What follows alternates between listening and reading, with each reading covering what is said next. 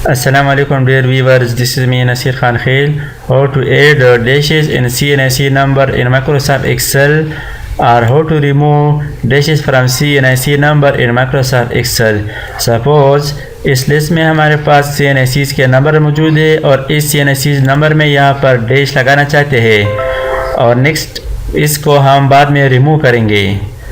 तो सबसे पहले इस CNC नंबर लिस्ट को सेलेक्ट करें, यानी इसमें हम यहाँ पर डैश लगाना चाहते हैं। CNC नंबर सिलेक्शन के बाद कीबोर्ड से Ctrl+1 प्रेस करें।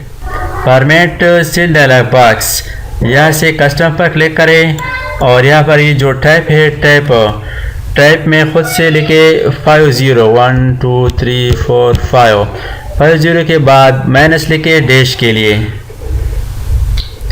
इसके बाद 70 लिखे 1 2 3 4 5 6 7 फिर डैश लिखे यानी माइनस साइन और आखिर में एक और ज़ीरो टाइप करें, इसके बाद ओके कर दें। तो यहाँ पर आप देख सकते हैं CNC नंबर में डैशेस आ चुके हैं। Now how to remove dashes from CNC numbers.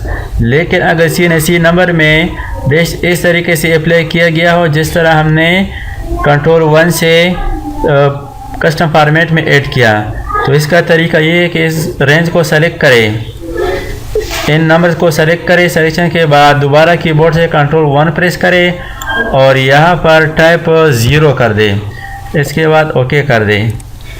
लेकिन अगर CNC नंबर मैनुअली डैश से के साथ टाइप किए हो तो इसको सेलेक्ट करें, कीबोर्ड से Ctrl+H प्रेस करें और फाइंड व्हाट में माइनस साइन लिखे, रिप्लेस विद ब्लैंक खाली छोड़ दे, रिप्लेस ऑल, ओके और इसको क्लोज कर दे।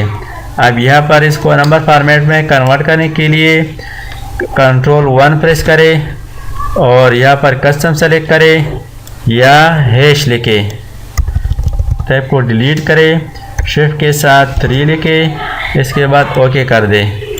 तो इस तरीके से आप माइक्रोसॉफ्ट एक्सेल में डैशेस नंबर के दरमियान ऐड कर सकते हैं या रिमूव कर सकते हैं। Thanks for watching. अल्लाह हाफिज़। दोस्तों, अगर आपने अभी तक हमारे चैनल को सब्सक्राइब ना किया हो तो सब्सक्राइब कीजिए और साथ ही बेल आइकन पर क्लिक करें और हर वीडियो की नोटिफिकेशन से बाखबर रहेंगे।